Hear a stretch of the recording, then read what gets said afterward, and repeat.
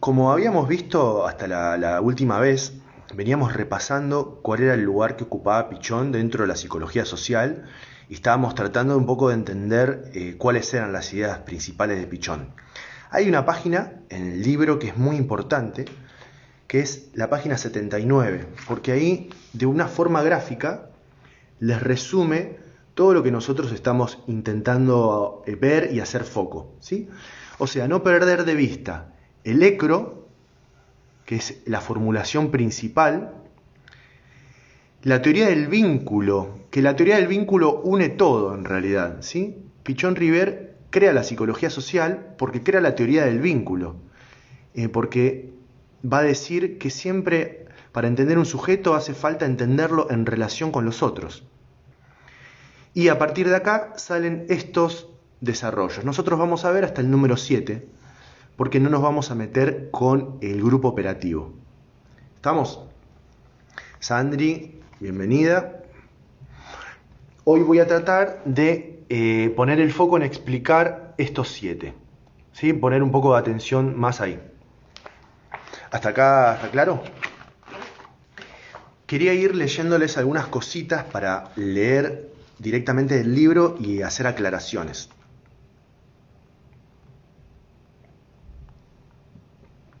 Les voy a leer los títulos para que los tengan presentes. Buenísimo. Una concepción, los desarrollos que plantean el libro son una concepción de sujeto como sujeto social. Fíjense siempre que en los títulos nos está tirando la pista de hacia dónde se dirige. Entonces, entender a un sujeto como sujeto social. Nunca solo, sino siempre con otros. Una concepción del mundo moderno. ¿Cómo entiende Pichón la modernidad, el mundo moderno capitalista?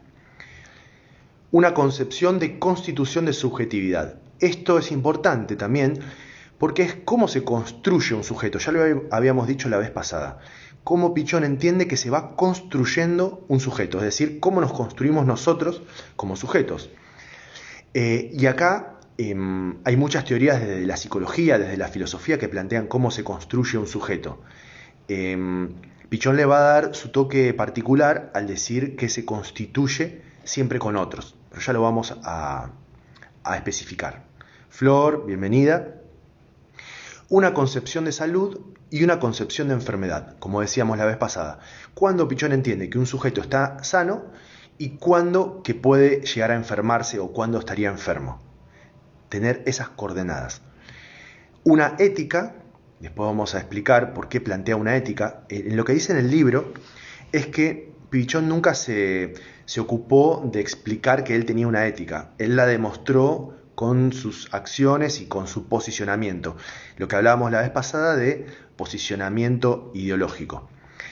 Eso es lo que habla de la ética. Y por último, una metodología dialéctica. Esto es lo que veíamos la vez pasada también de la dialéctica de Hegel, de la tesis, antítesis, síntesis. Esta idea, este pensamiento dialéctico aplicado al sujeto en interacción constante con el mundo, ¿sí? Interacción dialéctica. La dialéctica, bueno, ya lo vamos a ver, no me quiero adelantar. Estoy en la página 79, entonces ahora pasamos a la página 88. Olga, bienvenida. La página 88 dice una concepción del sujeto como sujeto social. Dice, yo fui marcando algunos párrafos que me parecieron más importantes, así que les voy a ir leyendo estos y los voy a comentar. Dice, la subjetividad es al mismo tiempo singular y emergente de las tramas vinculares que la trascienden, con las que guarda una relación de productor y producido. ¿Qué quiere decir? Hola Cintia, bienvenida. Dice que la subjetividad es al mismo tiempo singular y emergente. Singular es porque es única. Y emergente es porque emerge, sale de las tramas vinculares que la trascienden. ¿Esto qué quiere decir? Y lo va a explicar también más adelante. Nosotros somos parte de estructuras vinculares, de tramas vinculares. Cuando nacemos, a nosotros ya nos ponen un nombre antes de que nazcamos, o cuando nacemos, ¿no? O después. Pero hay alguien que nos define a nosotros, nos pone un nombre, nos bautiza. esos vínculos nos anteceden a nosotros. Es decir, que nosotros supuestamente no elegimos dónde vamos a entrar, sino que esos vínculos están ya antes de que nosotros aparezcamos en escena. Y ese tipo de vínculo va a incorporarse en nosotros. El vínculo con nuestros viejos, el clima y los vínculos que había en nuestra familia cuando éramos chicos, el clima social, cultural, el momento histórico, todo eso nos trasciende y al mismo tiempo se hace parte de nosotros. Entonces, el sujeto es productor y producido. Es producido por los vínculos y al mismo tiempo es productor porque tiene una capacidad de intervención y al mismo tiempo crea la realidad. Este movimiento dialéctico de crear y ser creado al mismo tiempo. Estoy ahora en la página 90. Página 90. Pichon concibe al sujeto en una doble dialéctica, intrasistémica y intersistémica. La subjetividad no es mera interioridad ni exclusivamente conducta externa. Sistémica viene de la palabra de sistema. Sistema es un conjunto de elementos que se vinculan entre sí. Por ejemplo, nosotros, que somos segundo año de trabajo social y estamos en la materia de psicología social, formamos un grupo, un sistema. Y Pichon dice que el sujeto está en una doble dialéctica, tanto dentro de su propio sistema, dentro del mismo, con los demás elementos que están afuera. Hola Mariela, bienvenida. El sujeto del ecro pichoniano, o sea, del ecro del esquema conceptual, referencial y operativo, acuérdense que es un aparato para pensar la realidad, son modelos de pensar, de sentir y de actuar. El sujeto del ecro pichoniano es un sujeto concebido desde su verticalidad, esto significa su historia singular, pero descentrado en el vínculo intersubjetivo. Me están llegando WhatsApp y me desconcentran. ¿Esto qué significa? Y lo vamos a ver también más adelante. Hay una dimensión vertical y otra dimensión horizontal. No sé si se logra ver. La dimensión vertical es la historia de cada uno de nosotros. La dimensión vertical nuestra es nuestra historia personal. Y la dimensión horizontal es cuando compartimos con otras personas, con otros sujetos. ¿Se entiende? Dice, es emisario de estructuras que lo trascienden, la familia, la escuela, el trabajo, el Estado, instituciones culturales y políticas, etc., de las cuales es portavoz, se haya motivado a producir objetos materiales o simbólicos, siempre en relación a un otro social que le es imprescindible. Acá hay algo importante que entender. Cuando dice que el sujeto es emisario de estructuras que lo trascienden, de las cuales es portavoz, esto que Pichon plantea algo muy importante, que es que lo social, lo grupal, lo vincular, se va a hacer propio. El sujeto lo va a incorporar y va a pasar a ser parte de sí mismo. Y después va a ser un portavoz de eso. ¿Qué significa ser un portavoz? Significa, le dice portavoz o emisario. Por ejemplo, nosotros interactuamos con una persona, ¿no? Nos ponemos en pareja y empezamos a conocer a esa persona. Y de a poco vamos conociéndola más y más y vamos viendo cómo se comporta con sus vínculos, cómo se comporta en la intimidad, cómo se comporta en el trabajo, cómo se comporta con las obligaciones. Ahí es donde Pichon dice, donde uno puede ver que uno es emisario y portavoz de las estructuras vinculares que lo fueron constituyendo. Por ejemplo, voy a poner un ejemplo que es un poco polémico, que puede tocar la vida personal de alguna persona de acá, pero bueno, es algo que en realidad nos toca a todos. Vamos a suponer que elegimos parejas que nos maltratan, ¿sí? Uno por un lado no quiere ese tipo de vínculo, pero hay una fuerza que no sabemos de dónde viene que nos empuja a tener ese tipo de vínculos una y otra vez. Y uno dice, qué mala suerte que tengo, siempre me toca lo mismo. Pichon diría, en realidad no. En realidad sos portavoz y emisario de las estructuras vinculares que te constituyeron, y en algún punto de tu estructura, de tu ecro, está esa información de que en un vínculo de pareja o un vínculo necesario, tiene que haber desvalorización, o tiene que haber maltrato, o tiene que haber lo que uno le pase, ¿no? Entonces ahí es donde uno descubre lo inconsciente que está en uno mismo y que no estaba, no apareció de la nada, sino que primero estaba afuera y después se hizo propio y después se hizo lo más íntimo, que esta es la parte compleja. Pichón dice, hasta nuestras fantasías más íntimas primero fueron sociales. Entonces por eso es tan importante el entorno social y por eso son tan importantes los vínculos, ¿no? Sobre todo los primeros vínculos que nosotros tenemos. No sé si fue claro el ejemplo, pero quería graficar la importancia que tienen los vínculos y que nosotros vamos incorporando y haciendo propios en nuestro propio ecro las estructuras vinculares que vamos construyendo y de las que somos parte. O sea, la explicación era por qué somos emisarios y portavoces. Somos emisarios y portavoces porque las damos a conocer, las manifestamos, somos parte de eso y las expresamos al mundo, somos parte de esa estructura vincular, nos guste o no nos guste, ¿sí? Por eso el desafío con Pichón es poder reconocer nuestras propias estructuras vinculares lo más que se pueda para poder transformarlas y transformar el mundo y dejarnos transformar por el mundo. Sigo. Dice en la página 91. El concepto de esquema referencial define una estructura subjetiva, es decir, modelos de pensar, sentir y hacer, producto de la socialización, que da cuenta de la reproducción inconsciente de las relaciones sociales que conforman al sujeto. Esto es lo mismo que estaba explicando recién con otras palabras, ¿sí? El concepto de esquema referencial define una estructura subjetiva, ¿sí? O sea, quiénes somos nosotros, producto de la socialización. Es decir, cuando socializamos, desde que somos muy chiquitos, empezamos a incorporar esas relaciones sociales que nos fueron conformando y se convierten en algo inconsciente de nosotros mismos. Pero no todos repiten estructuras vinculares, ¿no? Sí, todos repetimos estructuras vinculares. Lo que pasa que vamos a ver que hay formas sanas y formas no tan sanas de repetir estructuras vinculares. Y cuando uno tiene un ecro flexible, que es lo que Pichón insiste, que hay que tener un ecro flexible, uno puede tener experiencias e ir modificándose con las experiencias. Cuando uno tiene un ecro rígido y cerrado, es como que las experiencias no logran transformarnos, ¿sí?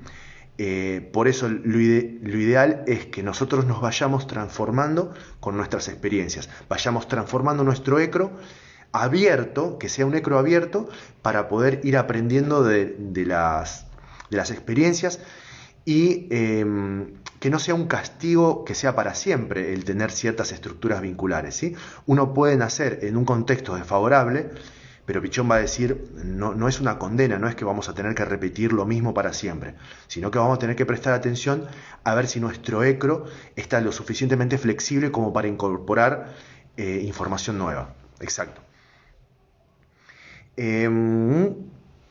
Sigo. Dice, en la página 91 abajo dice, la idea de transformación es un núcleo fuerte en el pensamiento pichoniano.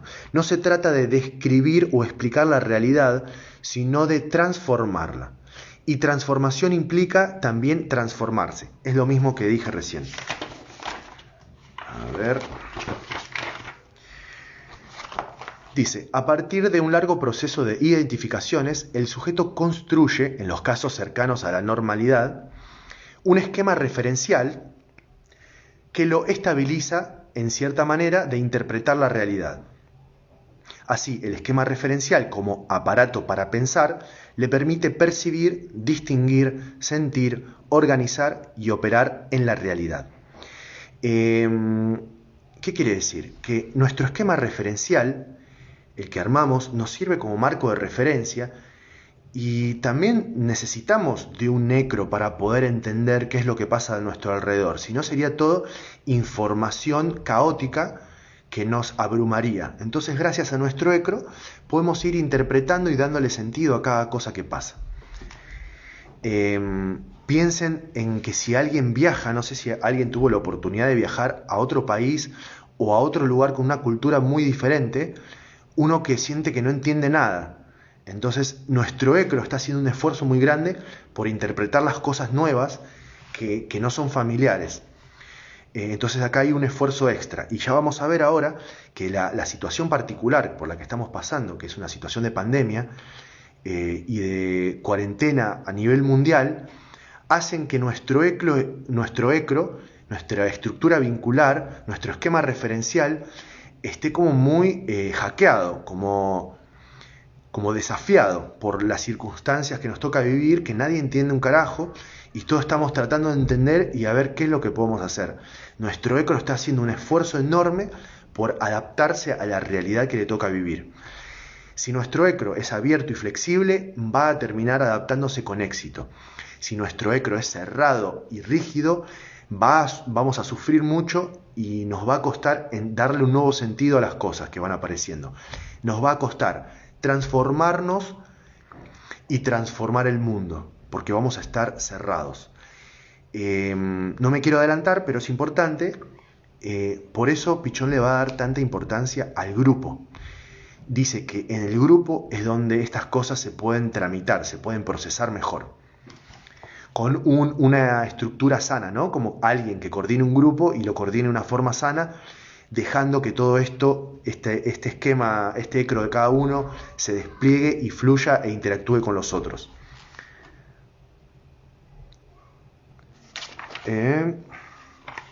Seguimos. Dice en la página 94, dice clausura. Cuando el grupo interno pierde su interrelación dialéctica con el mundo externo, comienza un proceso de clausura del grupo interno sobre una lógica fantasmática que distorsiona la lectura de la realidad del sujeto.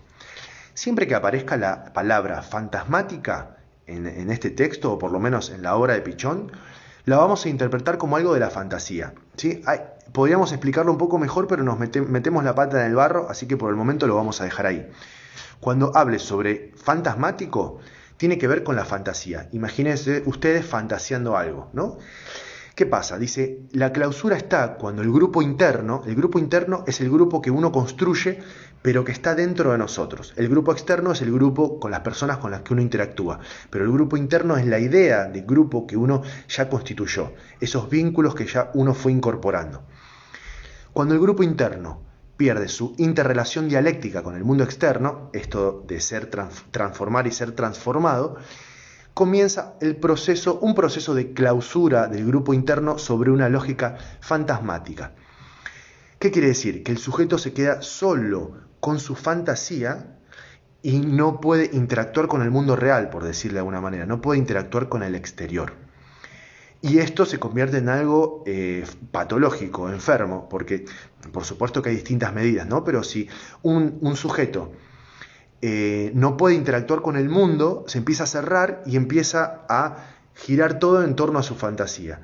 Y ahí vemos que hay gente que tiene muchas dificultades para interactuar con la realidad, ¿no? A todos nos puede pasar, ¿no? Que haya un momento de clausura particular, un momento de crisis, que nuestro esquema referencial se cierre y nos cueste mucho adaptarnos a la nueva realidad, a la nueva información. Espero que se vaya entendiendo hasta acá. Díganme si sí, si no, deditos, si está todo ok. Si hay alguna duda, por favor, pregúntenme, que creo que voy bastante rápido.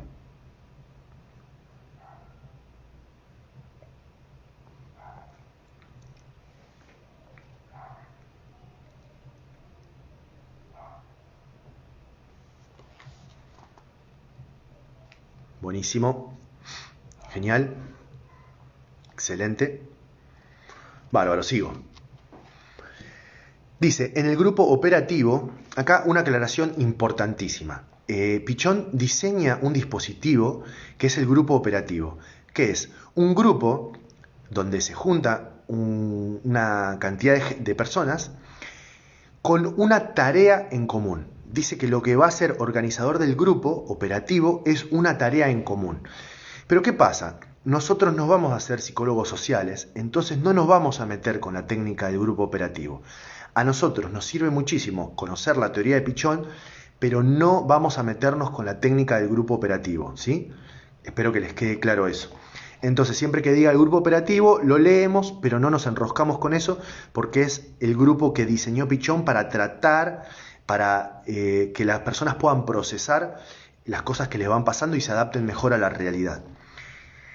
En el grupo operativo, la subjetividad se consigue como sujeto como singularidad. Singularidad es como algo propio, ¿no? Como un anudamiento singular de una compleja historia vincular. De toda la historia de sus vínculos surge una persona única. Dice, como sujeto descentrado en la estructura vincular múltiple del grupo, en permanente comunicación dialéctica intrasistémica, intersistémica. Sujeto descentrado significa que tiene una historia personal, pero que al mismo tiempo está interactuando con otros. Entonces tiene que compartir y se pone en juego su propia historia personal y al mismo tiempo la de los demás. Entonces tiene que dialogar con el mundo, dialogar con los otros. Sujeto del inconsciente, ya que es emisario y portavoz de estructuras vinculares y ámbitos que lo trascienden y que hablan a través de él. Esto que hablábamos antes, ¿no? De todas las historias de vínculos de esa persona se hacen inconscientes y esa persona, todos nosotros, tenemos estructuras vinculares que son inconscientes y toda esa información que nosotros no la tenemos en nuestra conciencia, que la podemos pensar, se expresa en todos nuestros vínculos, ¿sí? Y sujeto de la producción social a través de una tarea. Bueno, esto no nos metemos más porque justamente lo que tiene que ver con grupo operativo. Después dice, estoy en la página 95, cómo Pichón entiende la concepción del mundo, una concepción del mundo. Dice, como dimensión simbólica, producto de una construcción social en permanente transformación. Acá ya nos está dando la clave de hacia dónde apunta. Pichón concibe la sociedad, es decir, la realidad social, como un espacio simbólico. Pero este espacio no es la sociedad. Diferencia en ella ámbitos que corresponden al sujeto singular, a los grupos, a las instituciones y las comunidades. Miren este dibujito que les va a resultar más claro, ¿sí? Diferencia distintas dimensiones, ¿sí? Está el sujeto acá, pero es la dimensión subjetiva, el ámbito psicosocial. Después están los grupos de los que forma parte, que es el ámbito sociodinámico. Después están las instituciones de las que forma parte, el ámbito institucional. Y por último está la comunidad, ¿sí? Es como de lo más micro a lo macro. Todas estas dimensiones, estos espacios, estos ámbitos, están íntimamente vinculados y relacionados, ¿sí? Si bien puede haber diferencias entre uno y otro, están todos conectados. A ver, seguimos.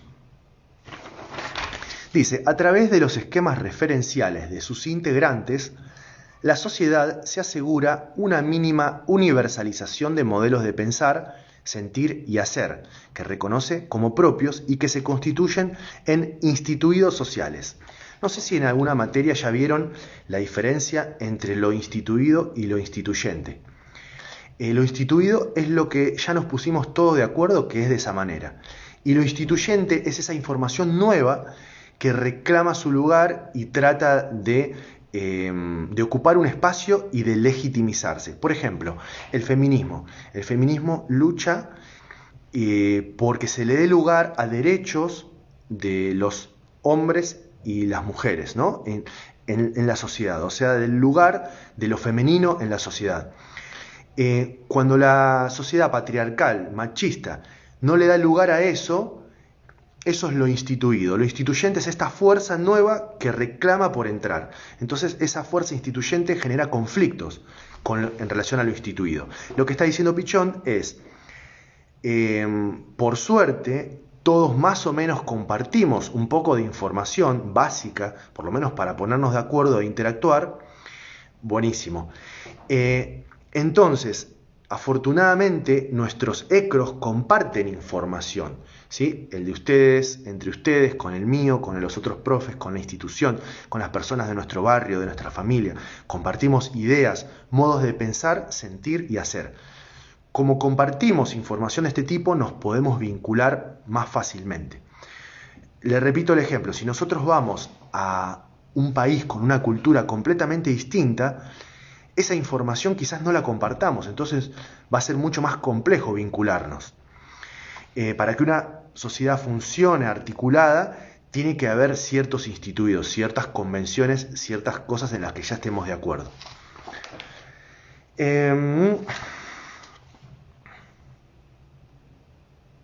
Dice, los ámbitos psicosocial, sociodinámico, institucional y comunitario permiten visualizar los escenarios en los que se despliega el proceso de socialización. Son concebidos como diferentes e interdependientes y al mismo tiempo son los grandes mediadores de la macroestructura social en la constitución de la subjetividad. Por lo tanto, el vínculo o las tramas vinculares en las cuales el sujeto está inmerso nunca es un elemento aislado, siempre está concebido como articulación de estos sucesivos ámbitos grupales, institucionales y comunitarios. Esto es lo que les decía recién, que está todo articulado.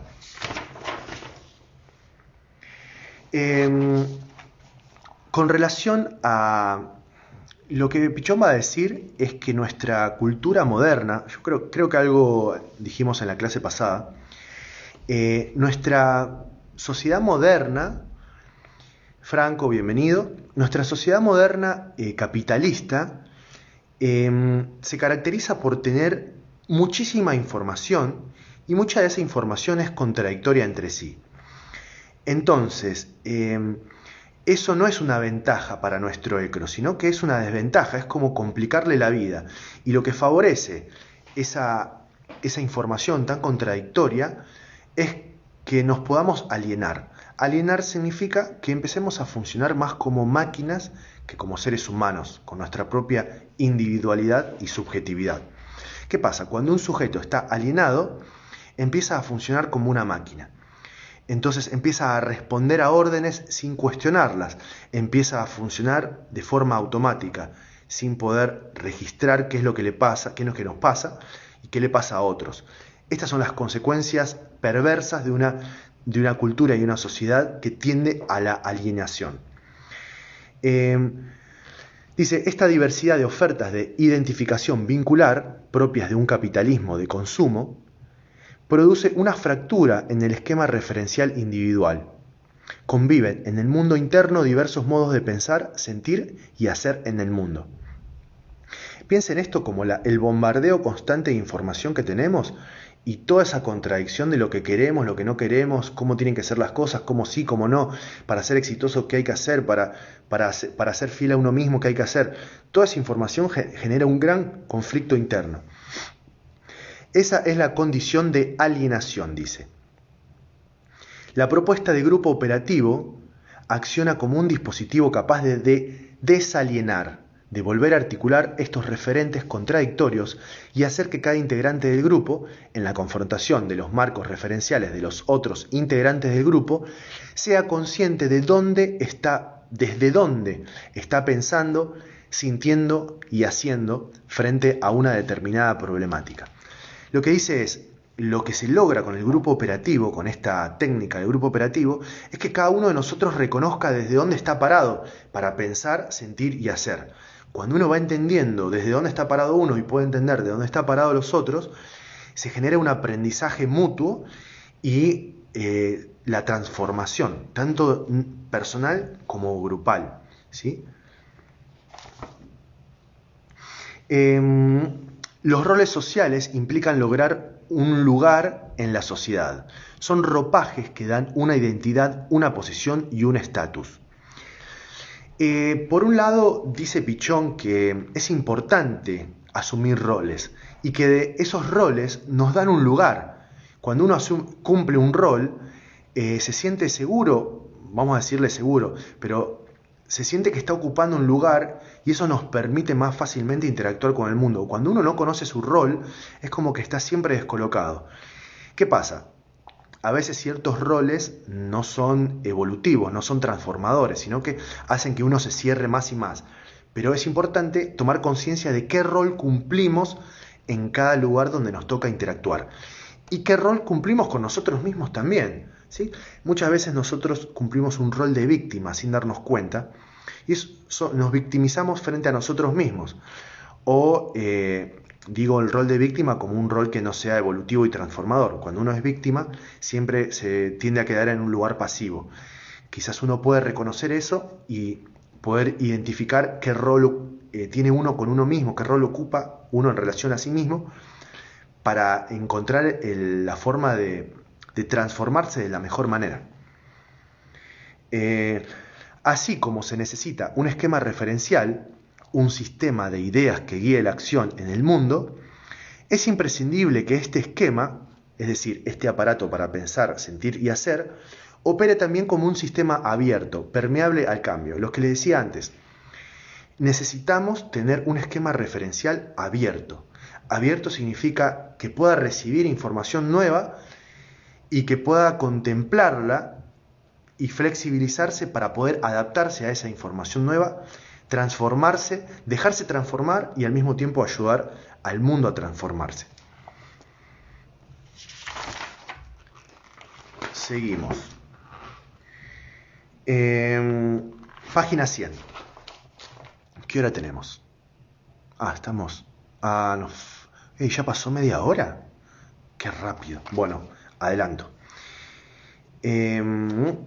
Dice, la modificación del esquema referencial no es una renuncia, sino un ajuste de la estrategia como transformación necesaria para una adaptación activa a la realidad y para que ante los cambios, los deseos y proyectos sigan siendo posibles.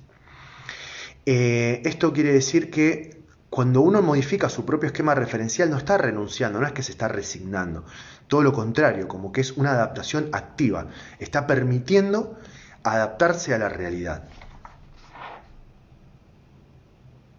Dice, Pichon-Rivière nos sitúa frente al desafío de pensarnos como sujetos signados por el cambio, insertos en una sociedad que también se modifica permanentemente y de manera turbulenta.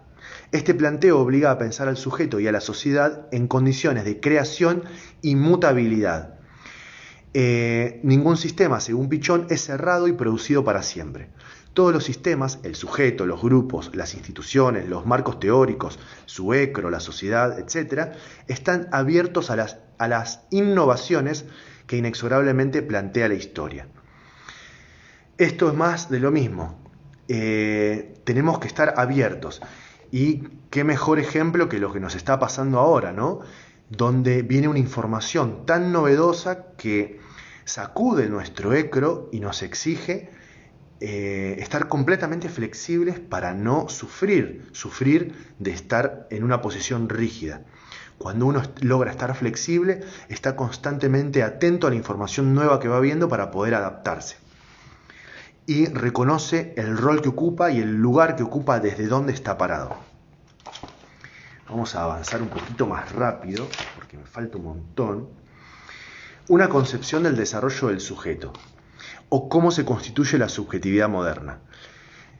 A ver, vamos a extendernos un poquitito en el tiempo. No, esperen. Déjenme pensar. Empezamos 8:30. Está bien, vamos a extendernos un poquito más para que queden cerradas algunas cosas. Si queda alguna duda después que no llegamos a aclarar, me lo mandan por mensaje en el grupo, ¿sí? El objetivo de la psicología social es dar cuenta de cómo la sociedad deviene fantasía inconsciente. Cómo, desde un contexto macro, se desarrolla lo más íntimo del ser humano, el material simbólico de sus ilusiones, sus pensamientos y sus pesadillas. Esto es importantísimo.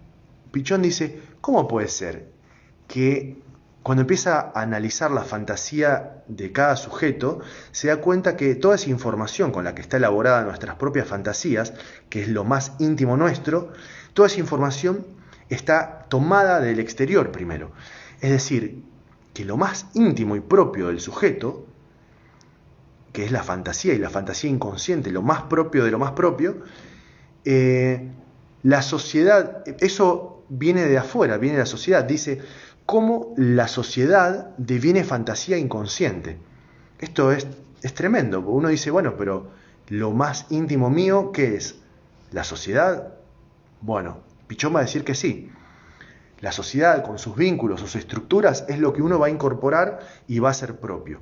Y después va a pasar a ser parte de nuestro inconsciente. Vamos a seguir avanzando. En una parte va a nombrar el protovínculo. El protovínculo es cuando el bebé recién nace y, por ejemplo, hasta los 6 meses, donde el bebé no diferencia qué es él y qué es la mamá. Entonces, en vez de hablar de vínculo ahí, va a hablar de protovínculo. Es como un vínculo en formación, ¿sí? Es una aclaración.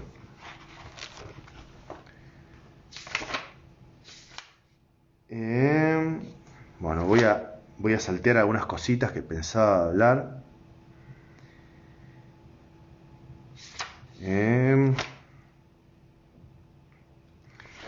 Estoy en la página 110. Los diferentes ámbitos son claramente distinguibles, pero al mismo tiempo están contradictoria e íntimamente imbrincados. Los ámbitos, acuérdense que eran el sujeto, los grupos, las instituciones, la comunidad. Por lo cual el sujeto que emerge como singularidad, es decir, como algo propio del ámbito psicosocial, es emisario y portavoz de todos estos ámbitos que lo han constituido. Estos ámbitos y las redes vinculares que los constituyen son los intermediarios de la macroestructura social que deviene fantasía inconsciente. Quizás sea un poco compleja esta idea, pero es lo mismo que estábamos diciendo antes. Lo más social se hace lo más íntimo. Y cuando uno interactúa en el mundo con otros, Pichón diría, si se pone a analizar a alguien, va a poder develar las estructuras vinculares de las que es parte, que primero eran la sociedad misma, la situación histórica, la sociedad, el país donde nacemos, la provincia, la localidad, el barrio, cómo es nuestro entorno, nuestros familiares, cómo se llevan entre sí, cómo son las interacciones, todo eso, cómo son las instituciones de nuestro barrio, todo eso lo vamos a llevar en nosotros.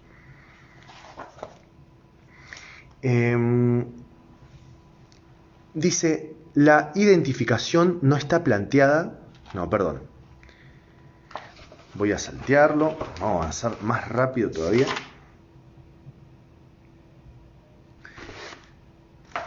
Dice, identificaciones vinculares. Durante el proceso de socialización, de aprendizaje social del niño o niña, se va conformando el esquema referencial. Esta estructura subjetiva responde a determinados modelos de sentir, de pensar y hacer, y surge como producto de las identificaciones con las personas significativas a lo largo de la experiencia social. Acuérdense que no toda interacción era un vínculo, ¿sí? Cuando uno interactuaba con alguien, charlaba con alguien en la calle, pero esa interacción no tiene gran importancia para nosotros, no nos transforma, ni transformamos al otro, eso no es un vínculo, es simplemente una interacción común. El vínculo es interactuar con personas importantes para nosotros que nos transforman y nosotros las transformamos. Cada sujeto hará una síntesis singular de su historia de identificaciones vinculares. Todo esquema referencial, este aparato para pensar la realidad como estructura subjetiva, es propio de una cultura particular en un momento histórico social determinado y es a la vez producción individual. ¿Qué quiere decir? Que hay una parte nuestra individual, pero hay otra parte que corresponde a la época, al contexto, al lugar, etcétera, etcétera, etcétera.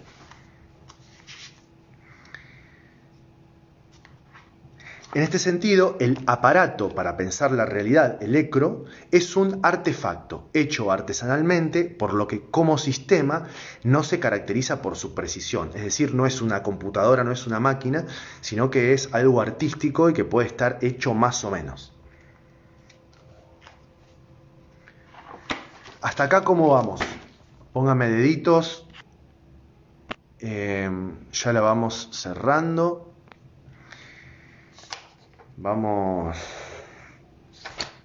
Voy a ir cerrando. Deditos, para abajo que no entienden o que se perdieron, para arriba es que está todo bien.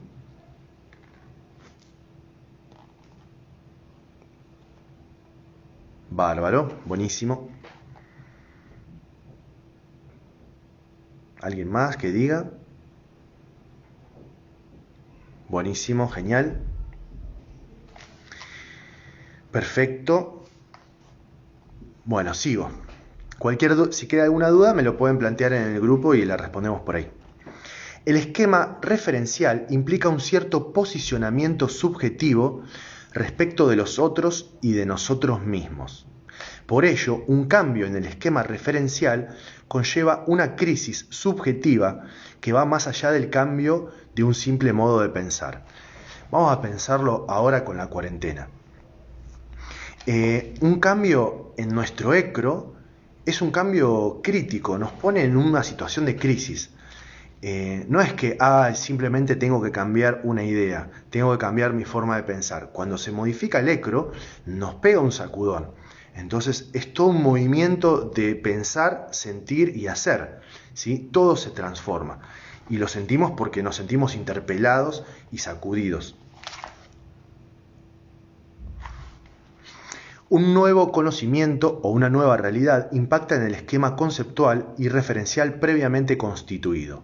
Si el esquema referencial individual se ha conformado en condiciones de rigidez y estereotipia significa cosas rígidas que les cuesta moverse, que les cuesta abrirse, que les cuesta transformarse. El nuevo conocimiento desencadena actitudes de rechazo que Pichon entiende como actitudes estereotipadas y distorsionadas. Pensémoslo ahora, puede que nos pase a nosotros mismos o a personas de nuestro entorno. Las personas que se cierran y que empiezan a ver todo en polaridades. Esto es lo bueno, esto es lo malo. O de repente toda la culpa la tiene alguien. O la culpa es de fulano, la culpa es del gobierno, la culpa del gobierno anterior, esto pasa porque tal cosa, porque hay una conspiración mundial, ¿sí? Cuando uno se cierra, nuestro ecro se cierra y no puede flexibilizarse, de repente las cosas se empiezan a polarizar. Cualquier semejanza con la realidad de la polarización política e ideológica de nuestro país es pura coincidencia. Bueno, justamente esto de que habla Pichon. Si nuestro ecro fuera lo suficientemente flexible, podemos entender que los otros tienen otra historia de vínculos, otra historia personal, y son portavoces y emisarios de sus propias estructuras. Por lo tanto, tenemos que hacer un esfuerzo por entenderlos y vincularlos de otra manera. Cuando nuestro ecro se cierra, empezamos a verlo como el enemigo. O nuestros amigos, nos fanatizamos con nuestros amigos y empezamos a odiar a nuestros enemigos. Esto es lo que ocurre cuando nuestro ecro se pone rígido y estereotipado. Una concepción de salud. Como praxis mutuamente transformante con el medio. Acá está la respuesta a cómo entiende la salud Pichon. Como la posibilidad de tener una praxis mutuamente transformante con el medio. Cuando se produce una situación de cambio, el sujeto se enfrenta a una crisis. El cambio tiene un efecto de desestructuración del marco referencial. Si un sujeto se desestructura, pero puede reestructurarse y puede incorporar esta información nueva, transformarse y ser transformado, es un sujeto sano para Pichon. Cuando el sujeto no logra hacer esto, estamos en presencia de la enfermedad. Les estoy resumiendo todo lo que plantea en relación a salud y enfermedad. Lean de vuelta porque dice que en casos de crisis, cuando uno se desestructura, es fundamental el sostén vincular y grupal del sujeto en crisis y la legitimación por parte de otros sociales de las vicisitudes que implica el desafío del cambio. ¿Qué quiere decir? Este sacudón lo podemos sufrir cualquiera de nosotros, no significa que seamos enfermos. Simplemente que si tenemos un sacudón normal porque viene información nueva y nuestro ecro se desestructura, el grupo y los vínculos son los que nos pueden ayudar a sostenernos en esa desestructuración para volver a estructurarnos nuevamente. Por eso mucha gente que no tiene vínculos, no puede construir vínculos y vínculos sanos, está más desfavorecida para soportar las crisis. Esto lo pueden ver en las personas, ¿no? En este sentido, el ámbito grupal es invalorable. La circulación de la comunicación grupal y la heterogeneidad de los diferentes esquemas referenciales emergentes en el grupo le dan diferentes significaciones a lo nuevo y permiten su procesamiento y elaboración. Y acá lo marqué como muy importante porque de alguna forma es la herramienta que a nosotros más nos sirve, porque desde su trabajo como trabajadores y trabajadoras sociales, es esto lo que nos podemos llevar de Pichón. Es que el ámbito grupal es invalorable. Con esos vínculos en un grupo podemos sostener a los sujetos, ¿sí? Podemos crear tramas vinculares que sostengan a los sujetos sacudidos en su ecro por información nueva en momentos de crisis, y eso los puede ayudar a encontrar un nuevo equilibrio y reestructurarse. Por más que no usemos la técnica del grupo operativo, ya lo social, lo grupal, es un ámbito de contención.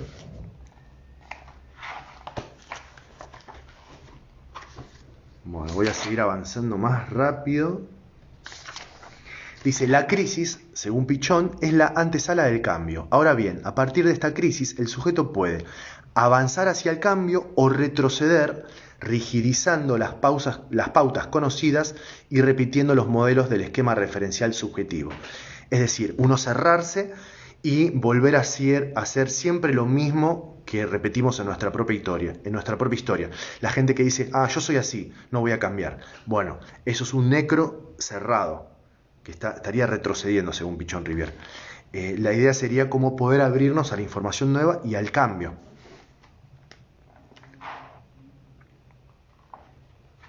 Dice, el concepto de salud tiene que ver con una doble dialéctica. Intrasistémica, es decir, el sujeto en diálogo consigo mismo, y intersistémica, el sujeto abierto a una interrelación dialéctica con los otros y con el mundo. Es decir, el sujeto con uno mismo y el sujeto con otros. Y vamos a avanzar más rápidamente todavía. En la página 121 abajo, dice, conclusión, la salud tiene que ver con sistemas abiertos y la enfermedad con la repetición, la estereotipa y los sistemas cerrados. Una concepción de enfermedad, como clausura y estereotipa, lo mismo que veníamos diciendo antes, creo que ya se entendió. ¿Cuáles son los factores que deterioran la salud de los sujetos, los grupos, las organizaciones y las sociedades? Dice, la estereotipa, que es la repetición, y la clausura. La estereotipia del sujeto, y acá lo pueden leer ustedes, va a decir la estereotipia del sujeto, la estereotipia de los grupos, la estereotipia de las organizaciones y la estereotipia de las comunidades y de las sociedades. Piensen siempre estereotipia como algo que se repite siempre de la misma forma. Para Pichón esto es negativo, porque cuando se repite siempre de la misma forma es porque no está abierto al cambio y a la transformación. Y la clausura tiene que ver con esto, con cerrar la estructura vincular y no permitir el ingreso de información nueva. Ese es el resumen de lo que es la salud y la enfermedad para Pichón. Va a hablar de los grupos cerrados cuando se ponen muy fanáticos y no permiten interactuar con información de afuera. Tenemos instituciones en nuestra cultura que son bastante cerradas, que tienden mucho más a la clausura que a la apertura. Vamos a la ética. Como les dije antes, Pichón no desarrolla una ética propia, pero los seguidores de Pichón van a hablar de la ética de Pichón porque claramente él se posicionó y dejó claro cuál era su propia ética, sin decirla, sin explicarla. Dice, la ética está ligada a la voluntad y la libertad de elegir. Es una reflexión acerca de los actos.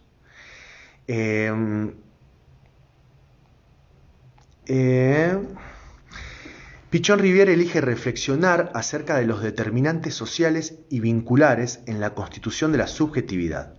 Opta por un campo de indagación novedoso. Postula a la psicología social como una disciplina autónoma, con todo lo que ello implica de transformación de paradigmas. Esta es una elección ética. Ahí Pichón se está posicionando. Dice, ética de la tarea. Acá hay algo importante porque Pichón no va a hablar del trabajo. Cuando Pichon habla de trabajo, él lo cambia por la palabra tarea, porque en nuestra cultura la palabra trabajo tiene una connotación de sacrificio. En cambio, tarea se asocia más al disfrute. Al disfrute y a la motivación, ¿no? Y a la posibilidad de una praxis transformadora.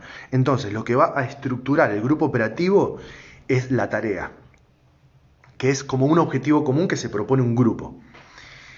Y otra cosa importante es la ética erótica. Erótica no en el sentido de erotismo sexual, sino viene de la filosofía y de Freud, de que están en antagonismo Eros y Tánatos. Eros es el amor, Tánatos es la destrucción. El amor que une y la fuerza destructora, la muerte. Entonces, la ética de los vínculos es una ética erótica, porque tiende a la unión, a la transformación, pero transformación que logra unir y crear juntos. La ética de los cambios también, ¿no? La posibilidad de cambiar y retransformarse. Bueno, eso en relación a la ética. Lo demás me parece que si lo leen lo pueden entender. Y por último, ¿y qué hora es? Bueno, vamos a tomarnos los últimos minutos. Una metodología dialéctica que dé cuenta de los procesos de transformación. Acá ya habíamos explicado esto de la ética hegeliana, de que había un momento que Hegel le llama tesis, una fuerza que se opone, que Hegel le va a llamar antítesis, y del choque de esas dos va a resultar un estado nuevo, que es la síntesis. Esa síntesis se va a convertir nuevamente en una tesis y va a aparecer una fuerza contraria que la ponga en conflicto, y del choque de esas dos va a surgir así sucesivamente nuevas síntesis que se transforman en tesis. Esa es la forma de pensar a los grupos, cómo evoluciona los vínculos y el funcionamiento grupal. Pensemos también cómo el sujeto se transforma y es transformado de una forma dialéctica con el mundo, ¿no? El sujeto tiene ciertas intenciones, el mundo le trae una información nueva que lo contradice. El sujeto se tiene que transformar, se genera una síntesis. Esa nueva síntesis viene a ser contradecida nuevamente por impulso del sujeto, por cuestiones del mundo. Y esto es infinito. Siempre nos vamos transformando en esta espiral dialéctica.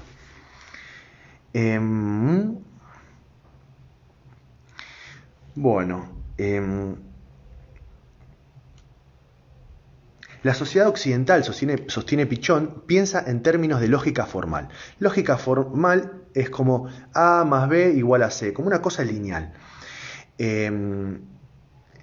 Siendo que la lógica de los vínculos humanos es de naturaleza dialéctica. La lógica dialéctica permite pensar al sujeto no en una relación armónica con su realidad social, sino en una relación contradictoria, dinámica y mutuamente transformante con el mundo. Entonces acá salimos de una lógica lineal, una lógica formal, a una lógica dialéctica que piensa más en conflictos y en transformaciones. Este es el pensamiento dialéctico, pensar todo en términos de cambios, de conflictos y de transformaciones, para la transformación y la evolución.